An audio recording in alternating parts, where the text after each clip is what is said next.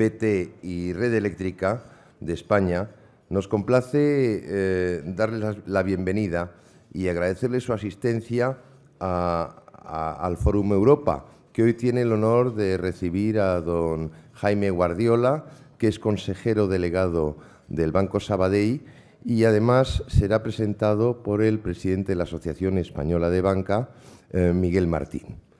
Sin más preámbulos, señor Martín puede dirigirse a la tribuna.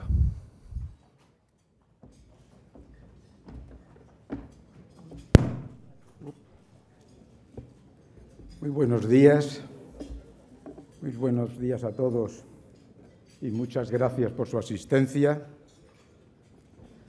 Tengo que agradecer a José Luis Rodríguez, aunque hoy no esté aquí, que me propusiera para hacer la presentación de Jaime Guardiola, y tengo que agradecer a Jaime Guardiola que aceptara que yo le presentara.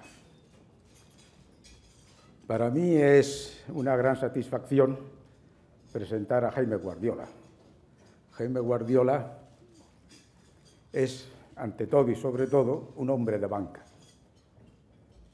Un gran hombre de banca. Yo diría que uno de los mejores hombres de banca que tenemos en la actualidad. Pero aparte de eso, tiene otras virtudes que casi no hace falta contarlas, porque son notorias, son patentes. Por ejemplo, Jaime Guardiola es un hombre valiente y tranquilo. Si no fuera valiente y tranquilo, hoy no estaría aquí, no hubiera aceptado venir a hablar en Madrid, siendo él banquero, en medio de una reestructuración del sector bancario importante, en medio de una tormenta social y mediática de los desahucios, en medio de la campaña electoral catalana. Pero él es un hombre valiente y tranquilo y lo va a demostrar hoy, sin lugar a dudas. Pero tengo que empezar por el principio, tengo que presentar a Jaime Guardiola. Y Jaime Guardiola nació en Barcelona en 1957, estudió también en Barcelona, tanto en la universidad como en el ESADE, Derecho, Ciencias Empresariales y el máster en Administración de Negocios, y a partir de ahí Jaime Guardiola se dedicó a la banca, solo a la banca, y solo o siempre en el Grupo Bilbao, hasta que en el año 2007 decidió pasarse al Sabadell. Y todos nos preguntábamos, ¿y por qué se pasó al Sabadell? Y él lo cuenta muy bien. Y dice, me pasé al Sabadell porque quería volver a casa. Llevaba mucho tiempo fuera, quería volver a casa. Y segundo, y lo destaco, porque teniendo que escoger entre un banco grande y menos responsabilidad y un banco menos grande pero mayor responsabilidad, prefiere la mayor responsabilidad. Y esto, como ustedes saben muy bien, fue lo que Julio César dijo cuando aquel general se reía del alcalde de un villorrio. Y Julio César dijo, prefiero ser el número 1 en este villorrio al número 2 en Roma. Este es Jaime Guardiola, un hombre que busca la responsabilidad. Lo que le ocurrió cuando fue al Sabadell en el año 2007 es que se acabó el mundo. En el año 2007 empieza la gran crisis financiera internacional que después, en el 2008, con el colapso de Lehman Brothers, va a hacer efectivamente que el mundo financiero, desde luego, cambie totalmente. Y eso fue lo que le ha permitido a Jaime Guardiola demostrar que no es simplemente un dicho, eso de aprovechar las crisis para ganar oportunidades. Él ha demostrado que se puede ganar oportunidades en las crisis más profundas. y así lo ha hecho en el Sabadell durante este periodo, desde el 2007, el Sabadell no solamente es que haya conseguido sortear la crisis, es que ha sido uno de los ganadores de la crisis. Y eso ha sido durante su mandato. Él pudo completar la integración del Banco Urquijo, él ha integrado el Banco Guipuzcoano, él está terminando la integración de la Caja de Ahorros del Mediterráneo. En su periodo, poquito tiempo que ha estado en el Sabadell, Jaime Guardiola ha duplicado los activos del banco, ha triplicado sus clientes. Pero me he saltado toda su biografía, y su biografía es muy interesante, porque en el Banco de Bilbao, primero consolidó Banca Catalana, el grupo Banca Catalana, que adquirió el Banco de Bilbao, donde llegó a ser director gerente. Dado el éxito, le mandan a América, va a Puerto Rico, va a Argentina, es gerente general del Banco Francés de Argentina, sufre toda la crisis argentina del 2001, es decir, el corralito, la devaluación, la pesificación y el default final de Argentina. Tiene una gran experiencia. Pero de Argentina pasa también a México. Le hacen gerente general de Bancomer y en su época el banco Bancomer se convierte ya en la entidad que provee del 30% de los beneficios del grupo BBVA. Por eso lo traen a Madrid, ya como director de España y Portugal, en el año 2006, pero enseguida le entra eso de querer volver a casa y como DT, pues vuelve a casa. Quiero destacar su trayectoria porque es muy importante que veamos que lo que ha hecho Jaime Guardiola es crear valor durante toda su vida en banca. La banca no es más que una empresa. La finalidad de las empresas es solo crear valor. Es su gran mérito y es por las que necesitamos a las empresas. La banca es simplemente una empresa que hace una actividad muy peculiar que es intermediar, la intermediación financiera. Pero la banca no solamente crea valor como las demás empresas, sino que es la que está en mejor posición para crear valor para la sociedad, para el país. Porque la banca tiene dos instrumentos extremadamente fecundos para crear valor. Una, el apalancamiento. La banca sabe apalancarse y, por lo tanto, multiplica su capacidad de generar valor. Y otra es la gestión de los vencimientos, la transformación de vencimientos, que es otro de los grandes milagros que se hacen en banca. Pero, a su vez, la banca, para crear valor, tiene que ayudar a sus clientes a crear valor. Y los clientes de la banca son las empresas, que no podrían crear el valor que crean si la banca no les apoyase, y las familias que no podrían alcanzar su bienestar, crear su propio valor, tener su propia vivienda, si no fuera por la banca.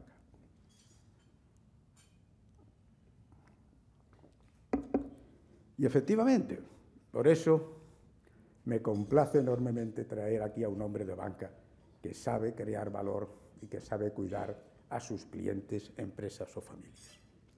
Pero no quisiera terminar sin decir que uno de los instrumentos que tiene la banca para crear valor, para la sociedad, para el país, es precisamente el crédito hipotecario. Y por eso resulta realmente desconcertante que si uno leyera determinadas informaciones actuales, uno pensara que el crédito hipotecario es causa de exclusión social. La exclusión social no la crea el crédito hipotecario. La exclusión social la crea la crisis económica. Y el crédito hipotecario ayuda a superar la crisis económica. Para facilitar, para proteger a las personas que están en peligro de perder sus casas por causa de la crisis, lo que hay que hacer es crear más casas, construir más casas, dar más crédito hipotecario y no poner dificultades a que este crédito hipotecario resurja de nuevo cuando las circunstancias lo permitan. Pero no es este mi tema, yo me quedo simplemente con presentar a nuestro gran hombre de banca, que estoy seguro que ustedes lo apreciarán en cuanto empiece a hablar. Muchas gracias.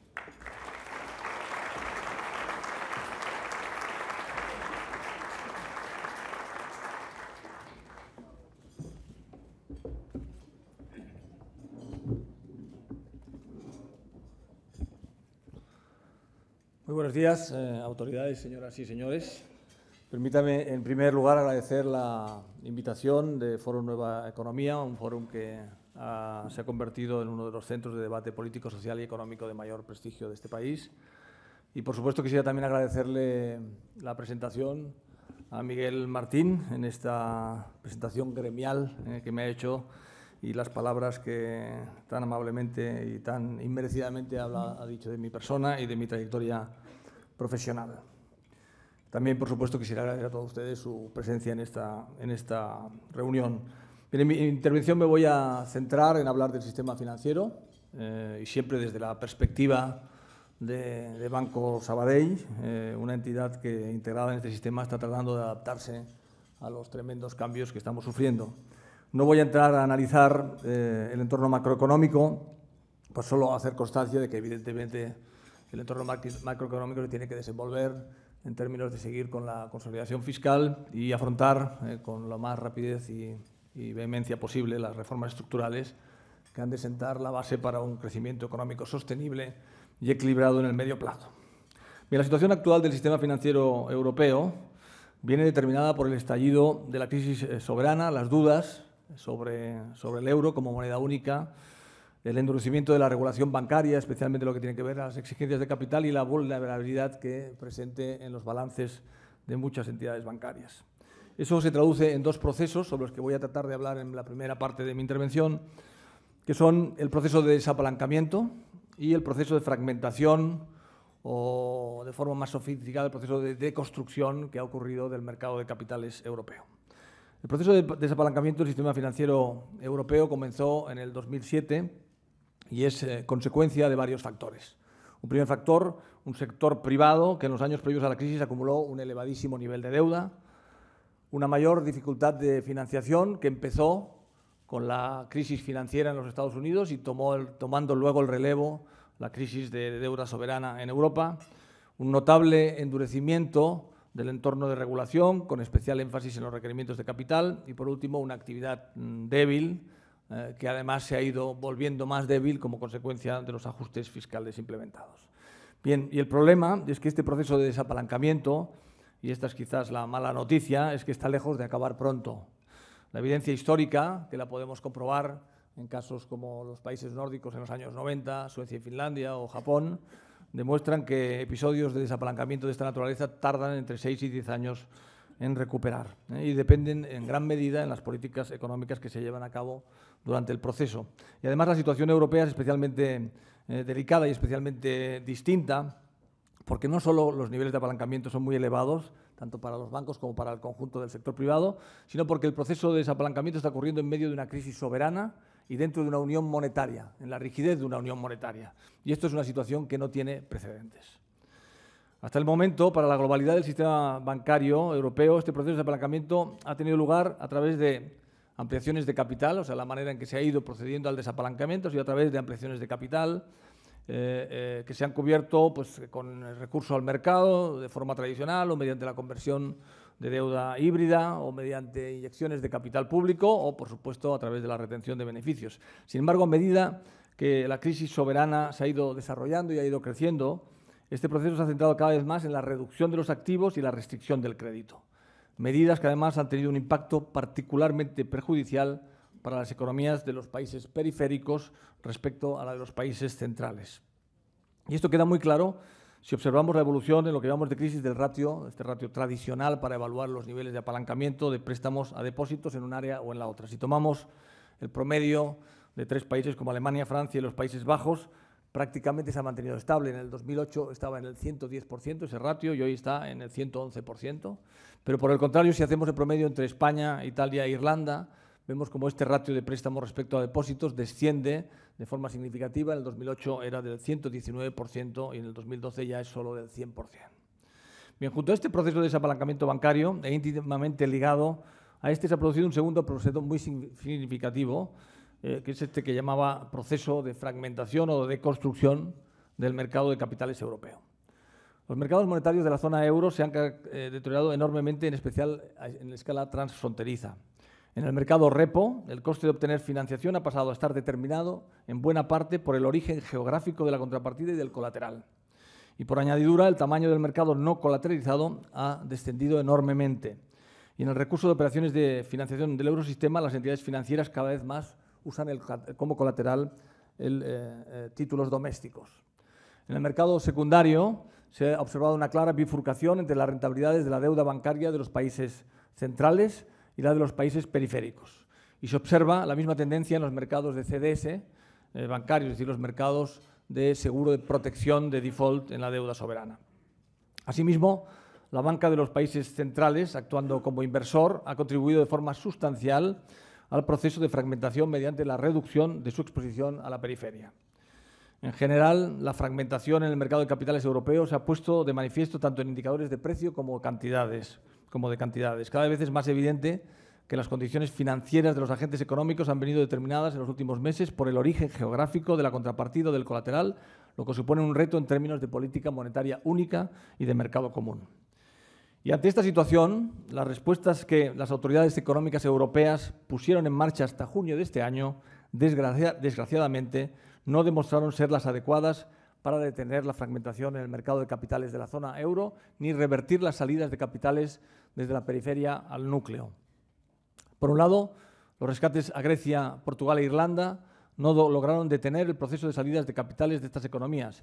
Y por otro lado, las subastas a 3 años, llevadas a cabo por el Banco Central Europeo, las llamadas LTROs o litros en el argot un poquito del sector, solucionaron el acuciante problema de refinanciación de la banca, pero no permitieron que se profundizara más en la fragmentación del mercado, porque posibilitaron el mayor sesgo doméstico que adoptaron las entidades financieras en las compras de deuda pública y en la reducción de las posiciones de los inversores externos. Afortunadamente, y este es el mensaje quizás más positivo que me gustaría resaltar hoy, las autoridades europeas parecen haberse dado cuenta de estos problemas y este verano se produjo un giro en 2 direcciones cruciales. La primera es que el BCE, Banco Central Europeo, aceptó convertirse en prestamista de última instancia a través del programa de recompra de bonos soberanos en el mercado secundario, anunciado por el gobernador Mario Draghi en el mes de junio y presentado en el mes de julio y presentado en el mes de septiembre. Y la segunda es que las autoridades europeas han mostrado voluntad política de avanzar hacia un fortalecimiento institucional de Europa que revierta el problema de fragmentación del mercado de capitales. Aun a riesgo de adelantar alguna conclusión, me gustaría decirles que podríamos estar en presencia de un punto de inflexión, un cambio permanente hacia mejor en la crisis de la deuda soberana, si se ejecuta lo comprometido en estos últimos 4 meses. La relajación de las condiciones financieras que se ha registrado desde entonces demuestra, sin duda, la necesaria construcción de más Europa como único camino de salida ante la situación en que se encuentra el sistema financiero europeo. En este sentido, cabe destacar el menor acceso a la financiación del Banco Central Europeo por parte de las entidades financieras. En definitiva, en el contexto actual, las soluciones no tienen solo naturaleza económica, sino política. Las autoridades deben hacer avances de carácter político para desarrollar un entramado institucional europeo que revierta la fragmentación del mercado de capitales, reduzca el sesgo doméstico en las decisiones de inversión y revierta las salidas de capitales de los grandes países de la periferia europea. Hasta el verano pasado, los esfuerzos en gobernanza europeos se habían centrado mayoritariamente en devolver la condición de activo sin riesgo a la deuda pública europea a través del fortalecimiento de la solvencia de cada uno de los países de forma separada y de ciertos mecanismos de control y coordinación fiscal. Pero fortalecer la solvencia de los distintos países europeos y fortalecer su estructura económica no es equivalente a integrar el mercado de capitales convirtiéndolo de nuevo en un todo articulado. En el mes de junio, y ante la evidencia de las salidas de capitales de España e Italia por parte de inversores extranjeros, las autoridades europeas ampliaron el espectro de las actuaciones previstas, el llamado toolbox o caja de herramientas, desde lo que eran mayoritariamente políticas focalizadas en la austeridad fiscal hacia la necesidad de fortalecer el entramado institucional europeo. Se encargó al presidente del Consejo Europeo la elaboración de una hoja de ruta detallada hacia una mayor integración europea, cuya discusión se llevará a cabo en el Consejo Europeo de diciembre próximo, un Consejo Europeo de muchísima importancia y criticidad. Si cristalizan los esfuerzos de integración europea que hoy por hoy hay encima de la mesa, y dado el cambio de postura del BCE de este pasado verano, se puede haber dejado atrás el máximo de estrés en la crisis de deuda soberana europea, aunque sin lugar a dudas el riesgo de implementación es enorme. La hoja de ruta para la integración europea tiene 4 ejes principales. El primero, la integración financiera. Este camino es necesario fundamentalmente para romper con la retroalimentación entre riesgo soberano y riesgo bancario. Me extenderé un poquito más en este punto. Su recorrido se basa en 4 pilares sobre los que debe diseñarse la unión bancaria, que son 1, un supervisor bancario único; 2, un mecanismo de garantía de depósitos común; 3, un mecanismo de reestructuración bancaria común; y 4, una regulación unificada. En segundo lugar, además de la integración financiera, Europa debe avanzar hacia la integración fiscal. En este debate se ha progresado bastante en lo relativo a la coordinación fiscal y se ha generado un mecanismo permanente de rescate, el denominado Mecanismo Europeo de Estabilidad, MEDE. Quedaría pendiente la discusión sobre los mecanismos de mutualización de la deuda pública y sobre los mecanismos de absorción de shocks periféricos asimétricos entre distintos países. En tercer lugar, conjuntamente con la integración financiera y la integración fiscal, Europa debe también acometer la integración económica. Conviene que las políticas nacionales persigan crecimientos económicos sostenibles, sin desequilibrios económicos graves que puedan acabar afectando a otros países. Igualmente es necesaria una elevada coordinación y convergencia de las políticas económicas. Y por último, en cuarto lugar y por último, todas las integraciones mencionadas deben llevarse a cabo revestidas de la suficiente legitimidad democrática. A su vez, en este proceso el rol del BCE es crítico por 2 motivos. Primero, porque la política monetaria expansiva o extraordinariamente expansiva permite ganar el tiempo suficiente para acometer los cambios políticos necesarios y reajustar los desequilibrios domésticos de cada país. Y segundo, porque para devolver la condición de activo sin riesgo a la deuda de la periferia europea, además de todo lo mencionado, debe existir un prestamista de última instancia de soberanos solventes. En este entorno, pues, de desapalancamiento bancario y de avances en la construcción de Europa para revertir la fragmentación de capitales, veamos ahora cuál es la problemática doméstica de nuestro sistema financiero. Los motivos que llevaron a algunas entidades financieras españolas a requerir apoyo público se centran principalmente en 2. Los desequilibrios acumulados durante el boom inmobiliario, que se extendió desde 1998 hasta el 2007, y el agravamiento de la crisis de Europa soberana. Respecto a los desequilibrios acumulados durante el boom inmobiliario, sobresalen la elevada exposición de la cartera crediticia del sector promotor y constructor y el importante crecimiento del apalancamiento en agregado, que fue financiado principalmente a través del mercado mayorista. Otro factor de carácter más doméstico y que contribuyó a la fragilidad del sector fue el importante peso que las cajas de ahorros tenían en el sector bancario y su particular idiosincrasia en aspectos como la gobernanza. Estos desequilibrios en el balance y en la gestión de algunos componentes del sistema financiero español se transformaron rápidamente en claras vulnerabilidades en la calidad del activo bancario y dificultaron el acceso de la financiación mayorista a medida que la economía española entraba en recesión en la segunda mitad de 2008. Poco a poco, los temores sobre la magnitud de las necesidades de capitalización de una parte importante del sistema financiero aumentaron, a la vez que las cuentas públicas se deterioraron respecto a la posición de fortaleza que mostraban al inicio de la crisis financiera. Por otro lado, factores ajenos a España contribuyeron también al eventual rescate de una parte importante del sistema financiero español. El mayor énfasis en capital y en la financiación estable, forzada por Basilea III y los mercados, supuso un estrés adicional para el sistema financiero español que se agravó por la dificultad de acceder a los mercados de capitales que tenía una parte significada del sistema financiero como consecuencia de su estructura jurídica. Pero por si ello no fuera suficiente, los importantes ejercicios de capitalización bancaria que hicieron las autoridades de los principales países europeos y la puesta en marcha posterior del Bad Bank en Irlanda generaron comparaciones desfavorables y dudas respecto a la salud de la banca española y, en definitiva, una progresiva pérdida de confianza hacia ella.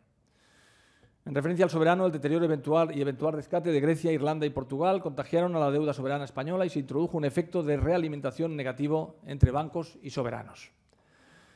La decisión de la autoridad de la Asociación Europea de Banca, la EBA, la mala decisión de incluir un colchón de capital para la exposición bancaria a la deuda soberana a raíz de los stress test de 2011 y la quita a la deuda griega de 2012, levantaron dudas sobre la condición de activo sin riesgo de la deuda soberana europea y sobre la exposición de la banca española a la deuda pública española. Una cuestión, pues, que debía ser evaluada. Con los mercados de capitales cerrados a los bancos, a finales de 2011, las subastas a 3 años, las litros del Banco Central Europeo sirvieron para solventar el problema de liquidez inmediato de la banca, pero al mismo tiempo facilitaron la huida de los inversores de los países centrales, tuvieron ahí su oportunidad, tal y como ya he mencionado cuando describía el proceso de fragmentación del mercado de capitales. En el 2012, pues, sin acceso a los mercados privados de financiación especial y sin un Estado en condiciones de apoyar al sector, la única opción fue la solicitud de una línea de apoyo por parte de las autoridades europeas que permitiese continuar con el proceso de reestructuración del sistema financiero español. Ante la problemática que les acabo de señalar, creo conveniente comentar la reacción que tuvo nuestro sistema financiero para acometer con éxito los retos que se le plantearon. Permítanme para ello repasar muy brevemente la cronología y los principales hitos que han marcado el proceso de reestructuración que se ha llevado a cabo en nuestro país. En el 2008 se creó el Fondo de Adquisición de Activos Financieros, que aprobó un mecanismo de avales públicos, se aumentó hasta los 100.000 euros, la cobertura de los depósitos garantizados para bancos, cajas y cooperativas, al igual que se hizo por entonces en algunos otros países europeos. En el 2009 se inició el proceso de saneamiento, reestructuración y recapitalización del sistema financiero español con la creación del FROP. El FROP impulsó un importante proceso de integraciones entre las cajas de ahorros. Estas pasaron de 45 entidades al inicio de la crisis a 17 entidades o grupos a finales de 2010. En 2010, el proceso de reestructuración continuó con la reforma del marco jurídico de las cajas de ahorro, una normativa de provisiones más conservadora y un aumento de la transparencia de las entidades. En el 2011 se creó el Plan de Reforzamiento del Sistema Financiero, que incrementó el requerimiento mínimo de capital, y se creó el nuevo Fondo de Garantía de Depósitos, que unificó los 3 existentes, incrementando asimismo el límite legal de las cuotas que debían pagar las entidades. Y a partir del plan de reforzamiento, la práctica totalidad de la actividad financiera en las cajas de ahorro fue transferida a entidades bancarias. En el 2012 se aprobaron los 2 reales decretos, en febrero y en mayo, que como todos ustedes saben se conocen como de Guindos I y de Guindos II, y que suponen en su conjunto un mayor esfuerzo para las entidades de crédito de 66.000 millones de euros en provisiones y de 16.000 millones de euros en capital, además del establecimiento de la figura de las sociedades de gestión de activos. En junio del 2012, el Gobierno español solicitó la asistencia financiera externa en el contexto del proceso en curso de reestructuración y recapitalización de su sector bancario. El límite máximo de la ayuda se estableció en 100.000 millones de euros. En julio se publicó el memorándum de entendimiento con la condicionalidad asociada a la ayuda para el sector financiero. Hasta ahora los aspectos ya cumplidos del MOU publicados son la dotación del Banco de España y al FROP de amplios poderes de intervención, reestructuración y resolución de los bancos, muy en línea, y esto es importante, con la Directiva de Resolución Bancaria propuesta este verano por la Comisión Europea. El proceso de valoración independiente de las carteras de crédito y de las necesidades de capital del sector bancario, que culminó con la publicación el 28 de septiembre pasado de los resultados de la prueba de resistencia bottom-up ejecutada por Oliver & Wyman y que todos ustedes conocen. Y el establecimiento de la Sociedad de Gestión de Activos, el BATBAN, del cual muchos detalles clave de su estructura y funcionamiento se están clarificando estos días. Volumen máximo de activos, 90.000 millones de euros, aunque se espera un tamaño similar a los 60.000. El capital que representará alrededor del 8% de los activos y que por lo menos la mitad del mismo provendrá del sector privado. Y el descuento sobre los valores de transferencia de los activos, que será algo superior a lo provisionado en de Guindos I y de Guindos II. En Banco Sabadell hemos expresado la opinión de que hubiera sido mejor el planteamiento de un banco malo público, porque buena parte del proceso de generación y restablecimiento de la confianza en los mercados reside en desestigmatizar a la banca sana respecto al problema inmobiliario. Sin embargo, la opción final ha sido la de crear un banco malo con mayoría de capital privado. En cualquier caso, el mayor riesgo cierto del banco malo sería una política de ventas muy agresiva que provocara pérdidas al resto del sector, vía una caída forzosa de los precios para el conjunto de la oferta inmobiliaria en España. Creemos que eso no ocurrirá por diversos motivos. En primer lugar, porque la política de precios del banco malo será estable, es decir, no responderá a presiones de campañas que puedan realizar la competencia, sino que se definirá una vez al año y se ajustará según parámetros de demanda global del mercado. En segundo, porque los precios de referencia del Banco Malo no le permiten ser agresivo comercialmente, dado que de lo contrario no conseguirá la rentabilidad comprometida o esperada del 14%. Y tercero, porque en el marco procedimental acordado para el Banco Malo entre las autoridades españolas y europeas está establecido que el Banco Malo no interferirá en el mercado de forma que su cuota de mercado en ventas tiene que ser equivalente a su cuota de mercado de activos para cada provincia en la que opere. Bien, llegado a este punto, y a modo de resumen y para hacerles más tangible la magnitud de lo que ha supuesto esta reestructuración para nuestro sistema financiero, me gustaría compartir con ustedes algunas cifras. A grandes números, el sistema ha pasado de 52 entidades a 16. El tamaño medio de las entidades ha pasado de 33.000 millones de euros como total activos a 106.000 millones de euros como total activos.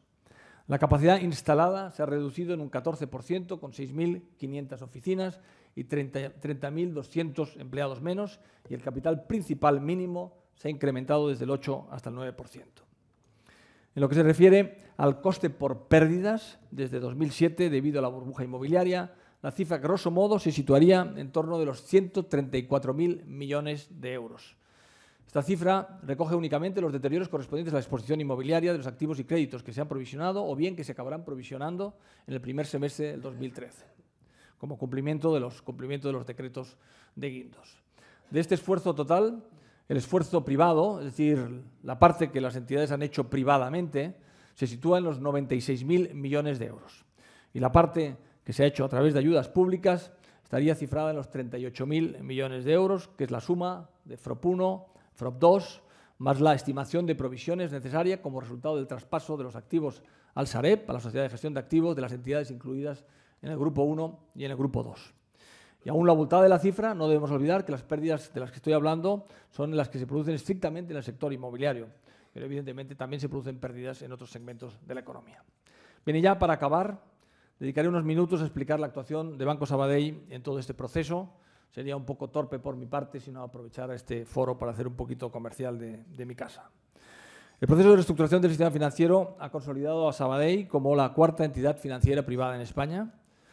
Los stress test han confirmado al banco en el grupo de las entidades más solventes del sistema. El core capital se sitúa en un sólido 10,1% después de un esfuerzo continuado desde el año 2007 de gestión activa del capital, es decir, que esto se ha hecho a cuenta de nuestros accionistas. Sin nuestros accionistas no hubiera sido posible este proceso, y que solo en el 2012 ha supuesto incrementos de capital por 3.092 millones. El nivel de cobertura como resultado de las dotaciones efectuadas ante las pérdidas generadas, especialmente por la actividad inmobiliaria, superan el 15% del balance del total grupo, que es el nivel más alto en el sector. Y el esfuerzo de generación de liquidez orgánica, el llamado gap comercial, es decir, el crecimiento mayor de los depósitos de balance contra los créditos, ha sido formidable. 19.336 millones de euros desde el 2007, es decir, casi 20.000 millones, lo que nos ha permitido llevar el ratio de préstamos respecto a depósitos desde un 205% en diciembre del 2007 hasta un 144% en septiembre de 2012, después de la absorción de Banco Cam. Pero la crisis para Banco Sabadell no ha sido solo gestionar la liquidez, las pérdidas generadas o el estallido de la burbuja inmobiliaria. El banco ha sido, además, capaz de repensar su estrategia y convertir en oportunidad los drásticos cambios que han aparecido en nuestro sistema financiero. Desde el punto de vista orgánico, Banco Sabadell ha transformado su perfil de banco especializada en los segmentos de banca de empresas y de clientes particulares de alto valor a un banco universal que, sin perder el foco en lo que podríamos llamar su ADN fundacional, ha aprovechado, o mejor dicho, estamos aprovechando la reestructuración y el ajuste de capacidad, el drástico ajuste de capacidad que hemos visto y que tiene que todavía hacerse del sistema para ofrecernos como alternativa de proveedor financiero a los particulares de rentas medias. Es decir, recorrer el camino que otros bancos grandes ya recorrieron en el pasado. Para nosotros este giro ha supuesto un esfuerzo importantísimo en términos de cambio cultural, en términos de transformación operativa y en términos de sistemática comercial, que hemos desarrollado a través de dos planes directores, uno llamado Óptima, que finalizamos en el año 2010, y un plan CREA, que está en estos momentos en plena vigencia. La evolución de las cuotas de mercado, donde Sabadell está creciendo en términos orgánicos en casi todos los renglones de la actividad y en algunos de forma muy llamativa, los altos niveles conseguidos de notoriedad de la marca, desde una marca muy desconocida a una marca que empieza a ser reconocida, y la captación de nuevos clientes, donde estamos captando como nunca en nuestra historia lo habíamos hecho, se confirman la bondad de esta estrategia, de este giro en términos estratégicos del banco. Pero además la reestructuración del sistema nos ha brindado también otra oportunidad, que es la de participar en nuevas operaciones corporativas. Integramos en 2009 a Banco Guipuzcoano en nuestro grupo, una entidad de pequeño tamaño, pero muy cercana en el modelo al modelo histórico de Banco Sabadell y que nos ha permitido una mejora relevante, una mejora importante en nuestra posición en el País Vasco. Y competimos también con éxito en la subasta de Banco Cam, operación auténticamente transformacional para Banco Sabadell. Un reto mayúsculo que estamos ejecutando con precisión operativa y cuya integración se va a formalizar en muy pocos días, el 8 de diciembre, y que es vital para la confirmación de nuestro salto estratégico. Y finalmente, como habrán leído ustedes en la prensa, la semana pasada publicamos un hecho relevante sobre el acuerdo alcanzado con Banco Mare Nostrum, pendiente evidentemente del proceso de due diligence y sobre todo de las aprobaciones pertinentes de las autoridades españolas y europeas para adquirir las sucursales y el negocio de esta entidad que se encuentran en Cataluña y Aragón. Estos esfuerzos de mejorar nuestra posición en España no han sido óbice para preservar nuestra vocación en el medio plazo de consolidar una posición internacional. En estos años de crisis, el banco ha adquirido 2 bancos en el estado de Florida, Mellon United National y Lydian Bank, que conjuntamente con nuestra posición existente allí nos han permitido consolidar una unidad, Sabadell United Bank, con un volumen de negocios del entorno de los 9.000 millones de dólares. Bien, no está siendo un camino fácil, ni lo va a ser en los próximos tiempos, pero si las ideas están claras, se cuenta con buenos equipos y con el respaldo de los accionistas, momentos tan complejos como los actuales brindan la oportunidad de materializar ventajas competitivas. Les agradezco su atención y otra vez la invitación a este foro tan distinguido. Muchas gracias.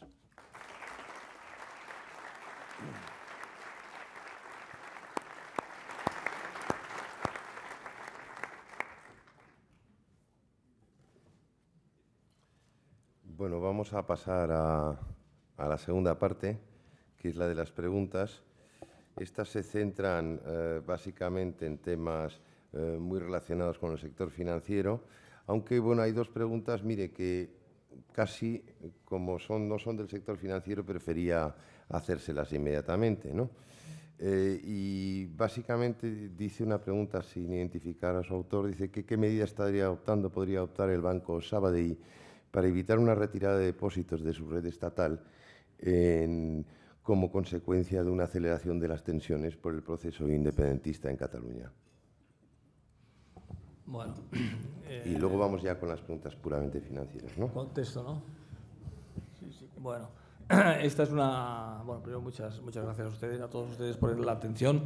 Esta es una pregunta que nos vienen formulando con cierta frecuencia en casi todos los foros en que intervenimos responsables del banco. No quizás en estos términos tan concretos y tan pragmáticos de los depósitos y más a lo mejor en la visión más general del tema. Bueno, hay una pregunta más genérica, pero esta bueno, el banco está creciendo, lo he dicho ahí, lo podemos haber visto en depósitos en todos sus territorios, por lo tanto no hay, en estos momentos no somos conscientes de que exista un problema, pero también somos conscientes de la realidad. Nuestro mensaje siempre es muy claro, el banco tiene que dar respuesta y retorno a sus accionistas, tiene que atender a sus clientes, servir a las sociedades donde está implantado. Para nosotros, evidentemente, la estabilidad es un valor, el que hayan escenarios estables permite el desarrollo de nuestra actividad y, por tanto, abogamos por ese escenario de estabilidad, escenarios también de acuerdo, respetamos el trabajo y lo tenemos que hacer así de los políticos, pero nuestra visión es que tiene que haber el suficiente clima de diálogo y acuerdo para que los problemas queden y las diferencias queden subsanadas, ¿no? Y encontrar esos escenarios de estabilidad que le permitan al banco desarrollar su profesión. Hemos dicho muchas veces también que somos un banco no somos un banco internacional, pero sí tenemos un banco con vocación internacional. Hacemos hacemos mucho negocio internacional, 1 de cada 4 exportaciones que se producen en España pasa por el Banco Sabadell, pero la realidad es que hoy somos sobre todo un banco doméstico, tenemos cerca del 70% de nuestra actividad fuera de Cataluña y tenemos cerca del 80% de nuestros accionistas que no son catalanes y por lo tanto esa es la realidad con la que el banco hoy vive y es la realidad con la que el banco va a seguir conviviendo en los futuros tiempos, ¿no? Bueno, le voy a hacer yo una pregunta. Ha hablado en su exposición de que el ciclo inmobiliario, de un ciclo de 6 a 10 años, tomando el ejemplo de los países nórdicos, de la crisis inmobiliaria de los 90, parece haber entendido esto, ¿no? ¿En qué año estamos en España? Bueno, pues estamos en el año cuarto o quinto del proceso de desapalancamiento. ¿De 6 o de 10? Bueno, vamos a verlo. También cuando haces estadísticas sobre duración de ciclos, pues tienen eso, ¿no? Son datos medios y cada crisis es distinta. La crisis de Japón y la crisis de Japón o la crisis de los países nórdicos que acabaron saliendo con un proceso devaluatorio también son distintas, ¿no? Pero hay unos factores que sí es bueno señalar. Uno, primero, que también sistemáticamente el arranque del crecimiento en los países que han entrado en una crisis de ajuste por exceso de apalancamiento, se produce con el crédito decreciendo. Es decir, que si tomáramos estas experiencias, al menos las de los países nórdicos, viéramos cómo ahí empieza a crecer el PIB de los países nórdicos con todavía el crédito decreciendo. Luego que esto va por fases, ¿no?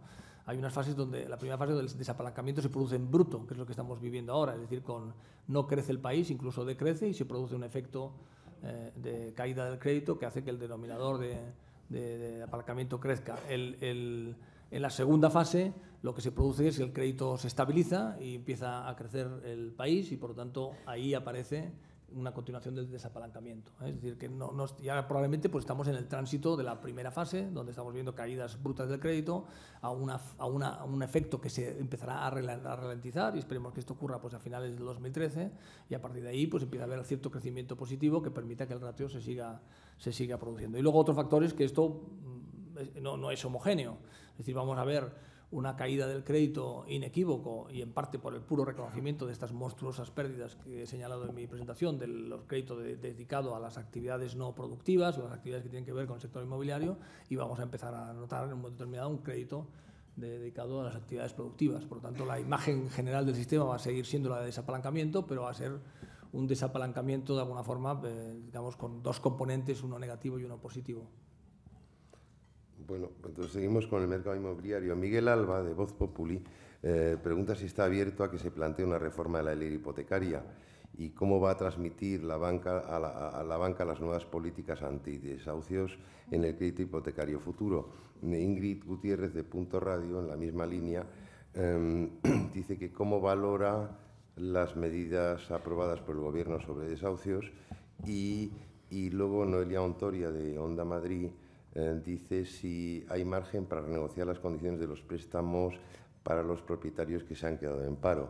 A lo mejor Miguel Martín, que está aquí, también quiere contestar. Creo que no, pero bueno, si acaso. Bueno, yo voy a contestar muy en la línea de lo que ha dicho Miguel. La primera valoración, hay que decir que en España se están al corriente de pago cerca del 97% de los deudores hipotecarios. Y eso lo que significa que hay una inequívoca y arraigada cultura del pago y eso es un activo que no debiéramos poner en juego. El segundo elemento es que para que estén al corriente de pago el 97% de las operaciones hipotecarias, los bancos han hecho cerca de 400.000 refinanciaciones, es decir, que en 400.000 casos se ha rehecho la estructura de la hipoteca, pues alargando los plazos, para adaptarnos a la realidad financiera de los clientes. Por lo tanto, esa cultura del pago no está ayudada con una gestión activa de las entidades financieras, porque las entidades financieras lo que no pretenden en ningún caso es acabar quedándose con un activo. Su intención es pues, estar en la actividad crediticia. Bien, la tercera elemento importante, es decir, el primer elemento de cultura de pago, un segundo elemento de esfuerzo de refinanciación y el tercer elemento es que hoy en día no hay país en el mundo seguramente con el nivel de acceso a la vivienda que ha tenido este país y eso se ha hecho porque las hipotecas son baratas en términos de spreads, son largas en términos de plazo y son generosas en términos de loan to value. Y esa es la realidad y la foto exacta y precisa del sector. Y por lo tanto, la realidad dramática, que lo es, de la situación económica de muchas familias y de los problemas de los desahucios o de los lanzamientos, por hablarlo en términos más precisos, y que es un hecho que hay que afrontar y acometer, no nos debe hacer perder esa visión global. Porque si hacemos un poco, por razones de esta inmediatez, del tremendismo de la situación, hacemos determinados cambios, pues ponemos en peligro muchas más cosas. Ponemos en peligro, por ejemplo, que en el análisis que ha hecho Oliver & Wyman de la banca española le ha atribuido una pérdida esperada a las hipotecas muy pequeñita. Si hacemos de las hipotecas un producto con más generación de pérdidas, pues automáticamente las necesidades de capital del sistema financiero se multiplicarán, porque gracias a que han sido pequeñitas en un país donde un componente de hipotecas en los balances de los bancos es enorme, la cifra que ha salido de necesidad es la que es, que ya nos ha parecido muy alta. Imaginemos cualquier marginalidad de crecimiento de la pérdida esperada que nos calcularan desde fuera sobre la cartera hipotecaria los efectos terroríficos que tenía sobre el capital. Y segundo, porque el principal mecanismo de financiación en los mercados mayoristas son bonos o titulizaciones que tienen como soporte la actividad hipotecaria. Por lo tanto, si convertimos a la hipoteca en un peor producto desde el punto de vista del acreedor, pues tarde o temprano vamos a tener un problema de financiación añadido y sobre el que ya tenemos, y por lo tanto más dificultades para que el crédito vuelva a fluir. Por lo tanto, la foto es esa, y esa es la que hay que mirar. A partir de ahí viene cómo se tratan estos casos, ¿no? Y yo creo que en ese tema los avances que se han hecho en términos de la nueva regulación del Gobierno, la mejora necesaria y que todos los bancos participamos y tienen que hacer sobre el Código de Mejores Prácticas y las actuaciones individuales de las entidades, es la manera en que se tiene que afrontar esta situación. Nosotros hemos dicho también en algunos foros cuando nos han preguntado que Banco Sabadell no ha hecho ni un solo lanzamiento. O sea, nunca se ha encontrado en una situación de lanzamiento del banco. Ahora con la adquisición de CAM, sí, CAM tenía una actividad sí hacía más lanzamientos. También es verdad que las carteras hipotecarias de uno y otro son muy distintas. La cartera del Sabadell es una cartera de segmentos más altos y por tanto con más margen de maniobra. La cartera de la CAM era segmento más, digamos, marginal en términos de rentas. Y por lo tanto, pero desde la incorporación al grupo no hemos hecho ninguna, hemos tratado de parar las que podían estar en marcha, porque no ese es el objetivo. El objetivo es, al final, pues que se consiga reestructurar las operaciones y que se consigan soluciones que no hagan que esos activos entren como activos, como bienes que no generan valor en el activo del banco, y que con el contexto actual del sector inmobiliario pues no hay manera a lo mejor de liquidarlos con precios razonables y por lo tanto generan un añadido de pérdidas, ¿no?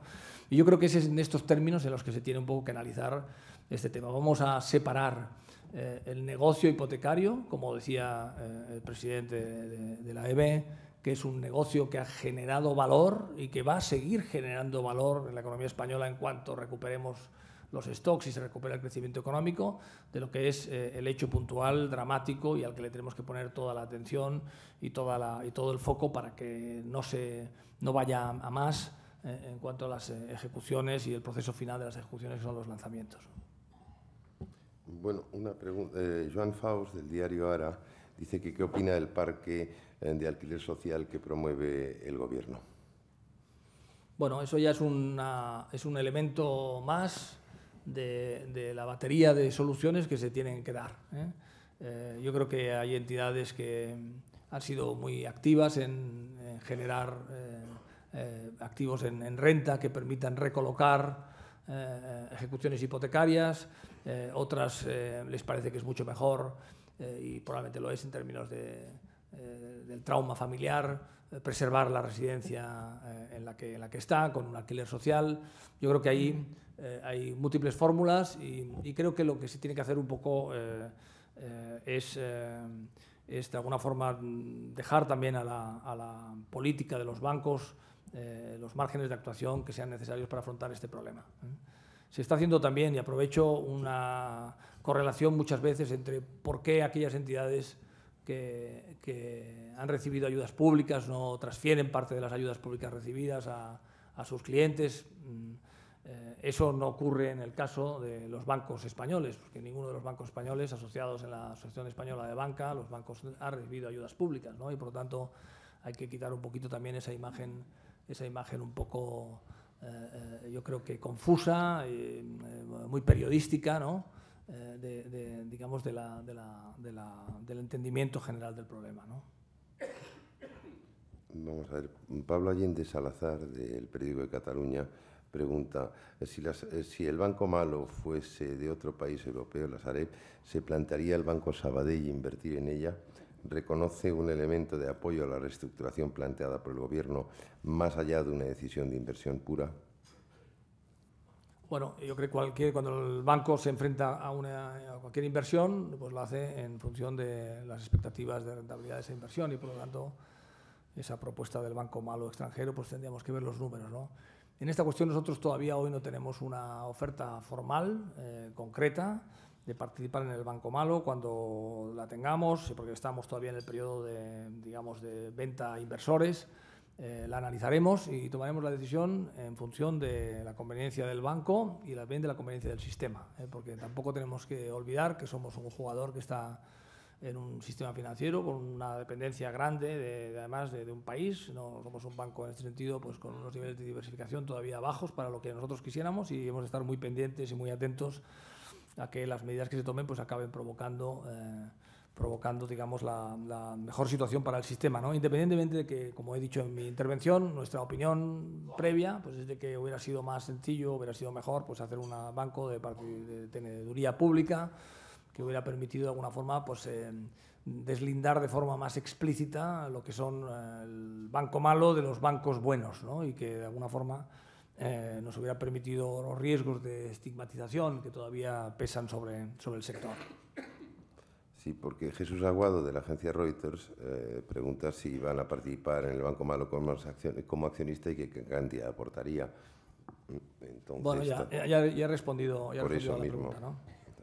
Bueno, hablando del Banco Sabadell, dice Jesús Martín de La Razón, dice Atlántico Guipuzcoano, CAM, oficinas del BNM, ¿puede con más el Banco Sabadell? Todavía o ha dicho ya su última palabra en el proceso de reestructuración del sector.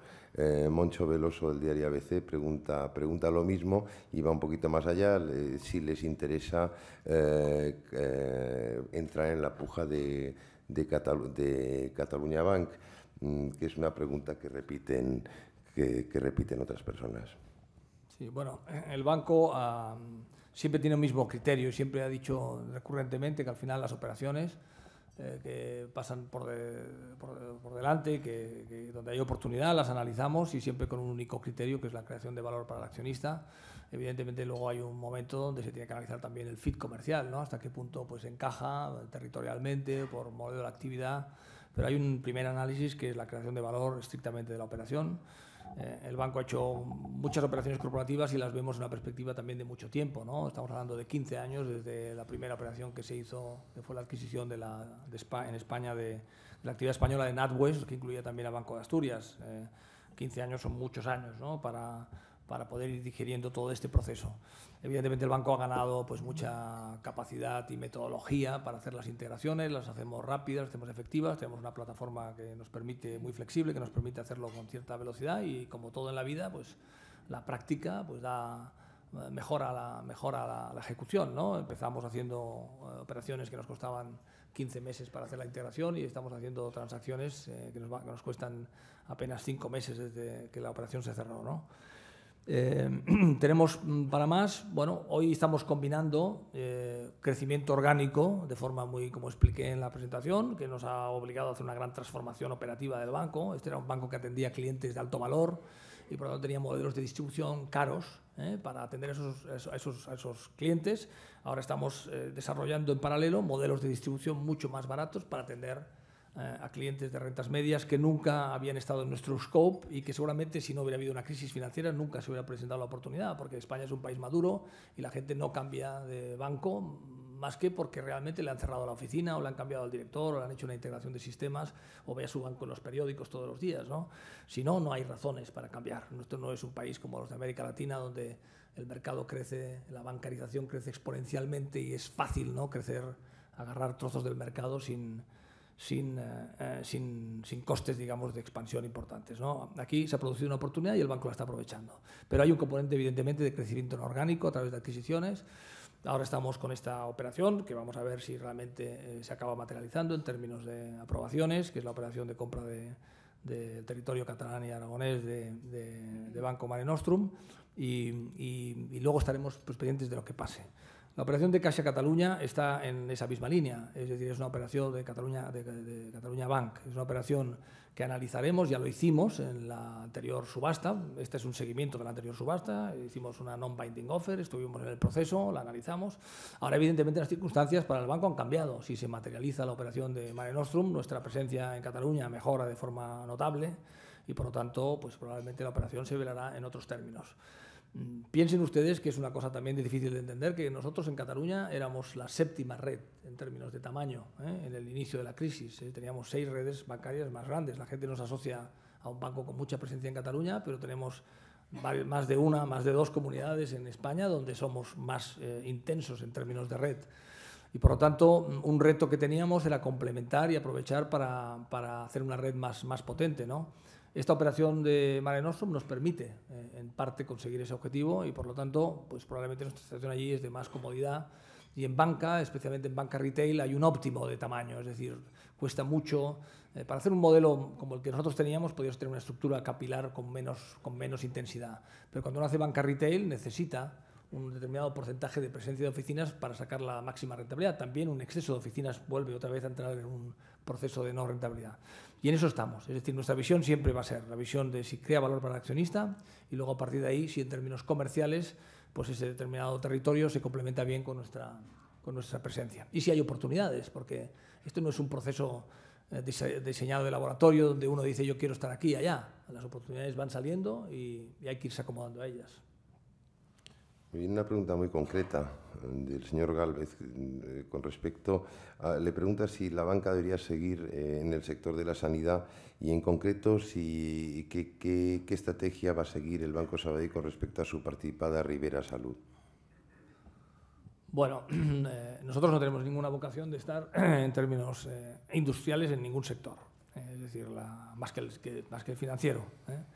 Ahora uno se encuentra en esas posiciones. La posición que tenemos en Ribera Salud, donde somos socios con Bankia y por lo tanto tenemos que tomar las decisiones, digamos, de común acuerdo, ha sido en un primer lugar proceder a darle liquidez a la compañía para poder estabilizar su situación y eso se ha hecho o se va a hacer a través de la venta de 1 o 2 hospitales y estamos en el proceso y luego pues vamos a tratar de reconducir la gestión para mejorar su rentabilidad. Eso tiene mucho que ver con la relación con las instituciones, porque en definitiva pues son los hospitales que hacen una función, digamos, de subsidiariedad del sector público, especialmente en la Comunidad Valenciana. Y en cuanto recuperemos el valor pues, y podamos estar en condiciones, pues lógicamente esas participaciones pues, tienen su vocación es volver a salir al sector privado, ¿no? Bueno, Eduardo Ercoreca, de Expansión, pregunta ¿qué bancos deben estar controlados por el Supervisor Único Europeo? ¿Solo los más grandes, como quiere Alemania, o todas las entidades financieras, como propone Francia? Bueno, nosotros, lógicamente, tenemos que defender la posición de que sean todas, ¿no? Y es una posición lógica porque así ha sido en la banca española. Cuando se hizo el stress test del 2011, fuimos por mucho el sector financiero más transparente, en el sentido que puso a todas las entidades del sistema, o prácticamente las entidades del sistema, al análisis, cuando otros sistemas financieros pues, fueron más restrictivos, ¿no? Yo he explicado aquí todo este proceso de construcción de la unión bancaria, la unión fiscal, de la unión financiera en Europa. Al final pasa por la base de que haya un único supervisor y regulador, que es el Banco Central Europeo, que evidentemente utiliza las estructuras de los bancos centrales de los países para ejercer sus funciones, pero cuanto más amplio sea el perímetro, más tranquilos estaremos todos y más se avanzará en el fenómeno de construcción, digamos, de Europa, ¿no? Hay otra pregunta que dice, una pregunta genérica, ¿hasta cuándo cree usted que va a durar el proceso de crowding out del sector público en el mercado del crédito, o sea, el efecto expulsión del sector público? Bueno, hemos visto unos determinados episodios significativos, ¿no? Que han sido básicamente el fondo de proveedores, ¿no? Y también el fondo de liquidez autonómico, ¿no? Que es al final es dinero que vuelve al sistema para financiar al sector público y al sector privado, pero donde se coloca el Estado y los recursos los está facilitando el sistema financiero, ¿no? Y esto produce, al menos ópticamente, esta sensación de crowding out. Yo creo que no es un proceso que se va a eternizar, porque pues, si somos capaces de ir corrigiendo los déficits, pues las apelaciones van a ser menores, ¿no? Y si somos capaces, además, de avanzar en la construcción europea y esta sensación que yo he querido transmitir aquí de que sí se está un poquito haciendo el paso del Rubicón en esos términos, pues va a mejorar la visualización del riesgo soberano y por lo tanto va a haber más capacidad de ir a los mercados y no tener que recurrir, que es un poquito pues una impureza, ¿no? Otra vez al sistema doméstico que ya está también con esa necesidad de desapalancar, ¿no? Por lo tanto, yo creo que hemos visto algunos episodios este año, pero es una tendencia que va a ir reduciéndose. Bueno, vamos a hacer ya la última pregunta, son las 10, llevamos una hora. Mire, Luis Losada, que es de Intereconomía, dice: el Banco de España mostraba la solvencia de Bankia en 2011, poco antes de su intervención. Entonces, la pregunta que hace es: ¿qué grado de responsabilidad tiene el Banco de España de Miguel Ángel Fernández Ordóñez? Bueno, yo creo que he tratado también en la conferencia de explicar la complejidad de la situación y los grandes esfuerzos que se han hecho en el sistema financiero español para ir reconduciendo esta situación. Siempre hemos tenido la sensación un poco, los jugadores privados, de que esto avanzaba muy lentamente, pero cuando le pongamos una perspectiva histórica, pues lo que se ha producido en el sistema financiero español en realidad pocos años con perspectiva histórica, es una catarsis espectacular, ¿no? Y en ese proceso, pues el Banco de España ha trabajado muchísimo, todos sus cuerpos han hecho un esfuerzo enorme para conducir esta situación.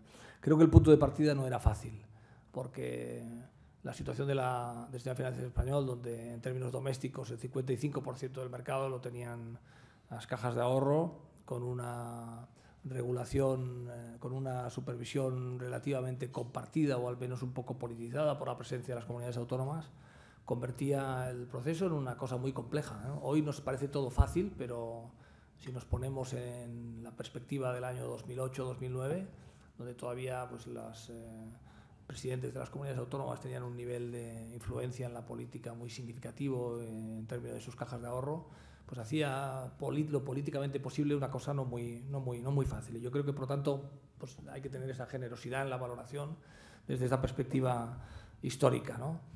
Bien, creo y probablemente las medidas se tendrían que haber tomado antes, ¿no? No se tendría que haber permitido, digamos, ese proceso de que entidades que tenían problemas, evidentemente con unas honrosísimas excepciones, pero que tenían problemas primero de governance, porque su governance no se hacía en función de la propiedad y del escrutinio del mercado, sino que se hacía en función de una ley que hacía una atribución, digamos, para entendernos, no conectada con la propiedad del governance, y luego su incapacidad de generar capital que no fuera el orgánico por beneficios, sino ir a los mercados a buscar capital, con lo que necesario que es eso cuando se producen fenómenos de shock como los que hemos vivido. Pues tener el 55% del sistema en ese tipo de entidades, pues acabaría siendo pues un problema, y es el problema que nos hemos encontrado. Hoy pues vamos a tener un sistema financiero mucho más ordenado, con todas las compañías, con todas las entidades, pues esto cotizando en los mercados, con capacidad, por lo tanto, de estar sometidas a su escrutinio. Y seguramente, bueno, pues como pasa siempre en la vida, pues esta situación hoy mejor es el resultado de un problema, de una crisis muy profunda. En esa crisis muy profunda, yo creo que el Banco de España ha trabajado mucho, ha trabajado bien, seguramente no ha ido al ritmo de lo que tendría que haber ido, seguramente no ha conseguido, pero creo que la tarea era muy difícil, y por lo tanto yo soy en este sentido no soy tan crítico como lo puede ser a otras personas, ¿no? Muy bien, pues en nombre de los patrocinadores, don Francisco Iborra va a despedir el acto. Bien, hemos tenido la oportunidad de escuchar a Jaime Guardiola haciéndonos un breve resumen sobre la historia de las tensiones bancarias monetarias, financieras y cambiarias de la Unión Europea y también del mercado español. También en sus propias palabras ha dicho que se encuentra liderando una entidad que está dentro de un mercado que ha sido capaz en pocos años de hacer una concentración tan enorme como pasar de 52 a 16 entidades. Haber hecho esto estando todavía en el pelotón de cabeza y con voluntad y con actos de crecimiento, de adquisición y de fusiones, pues sin duda requiere un valor y un respeto. Estar al timón de ese proyecto merece nuestra simpatía y que le deseemos los mejores deseos, al mismo tiempo que le agradecemos su presencia hoy aquí en el foro. Bien, gracias, Jaime. Bueno, ha salido del foro.